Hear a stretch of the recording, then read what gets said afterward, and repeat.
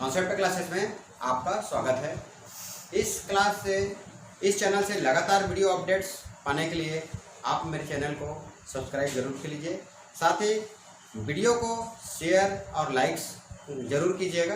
साथ में जो है कमेंट्स भी ज़रूर दीजिए। आपके कमेंट्स जो है हमको और बेहतर बनाने का एक मौका मिलेगा। हम आपका और बहुत बेहतर तरीके से आप तक जो है पहुंच सकते हैं।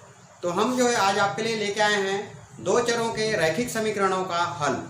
दो चरों के रैखिक समीकरणों का हल करने की एक विधि होती है प्रतिस्थापन विधि। तो आज हम जो है प्रतिस्थापन विधि पर जो है चर्चा करेंगे। आइए देखते हैं प्रतिस्थापन विधि क्या है।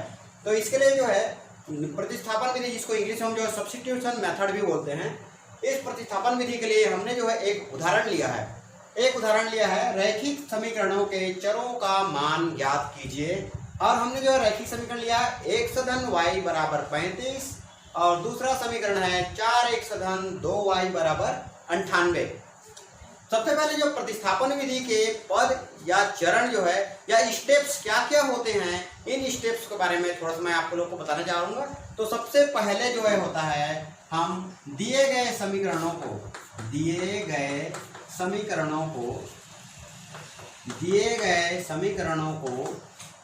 लिख लेते हैं। जैसे यहाँ पर मैं बता रहा हूँ, यहाँ पर हम पहला समीकरण है x धन y बराबर 35, इसको हम समीकरण 1 नाम दे दिए। और दूसरा हो जाएगा 4x धन 2y बराबर 98, इसको हमने समीकरण नंबर 2 नाम दे दिया। इसके बाद हमारा जो है द्वितीय जो चरण होता है वो क्या होता है, किसी एक समीकरण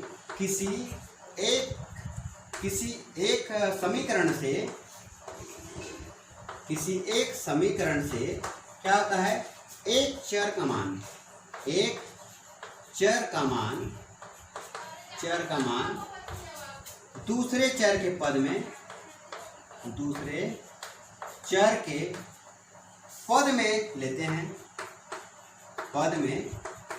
लेते हैं। जैसे यहाँ पर बता रहा हूं मैं, जैसे समीकरण 1 से हम क्या प्राप्त कर सकते हैं, x बराबर 35 ऋण y, इसको हम जो है समीकरण नंबर 3 नाम दे देंगे। यह हमारा जो है समीकरण नंबर 3 हो जाएगा। अब क्या करेंगे, स्टेप में देखते हैं। तीसरा चरण में हमारा क्या होता है कि समीकरण 2 में देखो, एक समीकरण में हमने तो जो है एक समीकरण से एक चर का मान निकाला है। अब तीसरा चरण में समीकरण 2 में क्या करते हैं, x का मान रखकर दूसरे चर या समीकरण 1 में एक चर का मान रखकर हल करेंगे एवं दूसरे चर का मान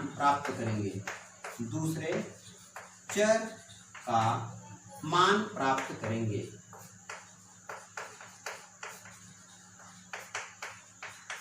जैसे एग्जांपल में बता रहा हूं यहाँ पर, जैसे समीकरण 2 में x का मान रखने पर हमने यहाँ पर समीकरण 2 में x का मान, इस समीकरण 2 में x का मान रख दिए। तो ये हमारा हो जाएगा 4x की जगह हमने रख दिया, x का मान आ रहा है 35 ऋण y धन 2y बराबर 98। इस प्रकार से हम मान रख सकते हैं। मान रखने के बाद क्या करेंगे, दूसरे चर का मान प्राप्त करेंगे। पहले हल करेंगे, हल करके दूसरे चर का मान प्राप्त करेंगे। तो आइए हम हल करके देखते हैं। 4 गुणित 35 ऋण 4y धन 2y बराबर 98 आ गया।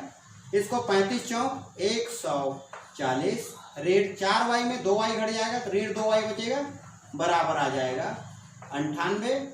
2y किधर पक्षांतर करेंगे, 98 किधर पक्षांतर करेंगे, तो ये हो जाएगा 140 ऋण 98 बराबर 2y। तो इस प्रकार से हमारा जो है 2y बराबर 140 में 98 घटेगा तो बचेगा 42 बराबर 2y। देयरफॉर यहाँ पर लिख सकते हैं हम जो है 2y बराबर 42, तो y बराबर 42/2, y बराबर 21। ये हमारा जो है तीसरे चरण में दूसरे चर y का मान प्राप्त हो गया। अब हमारा जो है चौथा चरण जो होता है, चौथे चरण में क्या करते हैं, हम जो समीकरण 3 में x का मान हम निकाले हैं, इसमें जो y का मान रख देंगे। तो समीकरण जो है, समीकरण 3 में y का मान रख कर पहले चर का मान ज्ञात करते हैं। पहले चर का मान ज्ञात करते हैं या ज्ञात करेंगे। ये जो है हमारा अंतिम चरण है। अगर हम यहाँ पर रखेंगे, जैसे x बराबर 35 ऋण 21, y का मान हम रखते हैं यहाँ पर समीकरण 3 में। तो समीकरण 3 में x बराबर, इसको हम जो सीधा लिख भी सकते हैं, समीकरण जो है, समीकरण 3 में x का मान, समीकरण 3 में y का मान रखने पर, y का मान रखने पर y का मान रख देते हैं, तो x बराबर आ जाएगा हमारा जो है 35 ऋण y बराबर 35 ऋण 21 बराबर 14। इस प्रकार हम जो है प्रतिस्थापन विधि से बहुत ही आसानी से दोनों चरों के मान ज्ञात कर सकते हैं। आइए अब जो है मैं एक अन्य उदाहरण लेके प्रतिस्थापन विधि को कैसे हल करते हैं इसके बारे में आपको बता रहा हूँ। आइए अब देखते हैं एक उदाहरण द्वारा कि प्रतिस्थापन विधि को हम जो उदाहरण में कैसे हल करते हैं। तो यहाँ पर मैं एक उदाहरण लिखा हूँ, रैखिक समीकरणों के निकाय का हल कीजिए। यहाँ पर रैखिक समीकरण निकाय है x ऋण 4y बराबर ऋण 7 और 2x ऋण 5y बराबर ऋण 8। यहाँ पर प्रश्नों में एक चीज और ध्यान देने के लिए है कि रैखिक समीकरणों को निकाय का हल कीजिए, ऐसा भी जो है आ सकता है। या तो ये आएगा कि रैखिक समीकरणों में चरों के मान प्राप्त कीजिए, या जो है रैखिक समीकरणों के निकाय का हल प्राप्त कीजिए। तो देखते हैं इसका हल हम जो है किस प्रकार से प्राप्त करते हैं। तो सबसे पहले लिखेंगे, दिया है रैखिक समीकरणों का निकाय, रैखिक समीकरणों का निकाय। तो हमारा पहला चरण था कि जो दिए गए दोनों समीकरण है उसको समीकरण 1 और समीकरण 2 में लिख लेंगे। तो ये हो जाएगा x ऋण 4y बराबर ऋण 7, ये समीकरण नंबर हो गया फर्स्ट।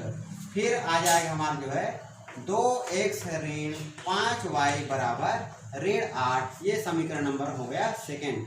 अब हम क्या करते हैं, समीकरण 1 से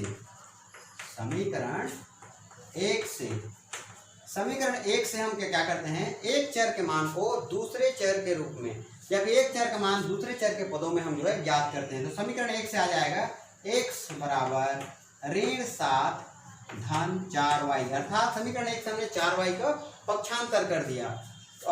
या इसको क्या लिख सकते हैं, x बराबर 4y ऋण 7, और ये हो जाएगा हमारा समीकरण नंबर तीसरा। अब क्या करते हैं, इस समीकरण 3 में प्राप्त मान को समीकरण 2 में रखते हैं। तो समीकरण 2 में x के मान को रखने पर x का मान हम रखते हैं, तो 2 गुणित x का मान क्या है हमारा 4y ऋण 7, फिर यहाँ पर है ऋण 5y बराबर ऋण 8। देखिए समीकरण 2 में 2 x था, तो x के हम जो है x का मान 4y ऋण 7 रख दिए, और बाकी जो है समीकरण को वैसे ही लिख देते हैं। फिर यहाँ पर हम इस समीकरण को हल करेंगे, 2 गुणित 4y ऋण 2 गुणित 7 ऋण 5y बराबर ऋण 8, ये आ गया। अब यहाँ पर हो जाता है 2 चौक 8y ऋण 2 सत्ते 14 ऋण 5y बराबर ऋण 8। अब ये ऋण 14 को इधर पक्षांतर कर देंगे, तो ये हमारा हो जाएगा 8y ऋण 5y बराबर 14 ऋण 8। 14 जब इधर आएगा तो हमारा जो है ऋण से धन हो जाएगा। तो यहाँ पर हमारा हो गया 8y में 5y घटाएंगे तो 3y बराबर 14 में यहाँ 8 घट गया 6 बचता है। देयरफॉर y बराबर 6/3 बराबर 2, 3 एकम 3 2, इस प्रकार से हम इसको काट सकते हैं। अब हम क्या करते हैं, ये समीकरण यहाँ पर जो है समीकरण 2 में 3 से हम जो x का मान रखें तो हमको y का मान प्राप्त होगा। इस y के मान को इस समीकरण 3 में रखते हैं। तो समीकरण 3 में